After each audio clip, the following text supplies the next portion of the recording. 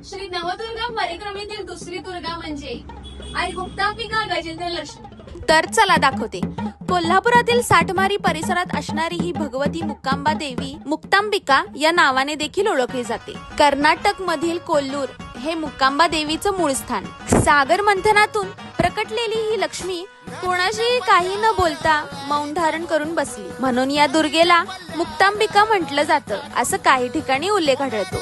तर कोल महर्षी यांनी मुकासूर नावाच्या अत्याचारी दैत्याचा वध करण्यासाठी त्या जगदंबेची प्रार्थना केली, तेव्हा त्या ठिकाणी गौरी माता प्रकट झाली आणि तिने मुकासुराचा वध केला, त्यामुळे ती मुकांबा या नावानं विख्यात झाली, असे तिथल्या क्षेत्रपुराणात वर्णन आहे। कोल्हापुरात या दुर्गेची काळ्या पाषाणाची चतुर्भुज बैठी मूर्ती असून 2 हत्तींनी देवीच्या मस्तकावर चौऱ्या धरलेल्या आहेत। तर पाहायला विसरू नका नवदुर्गा परिक्रमेचा 3रा पार्ट पुढील भागात।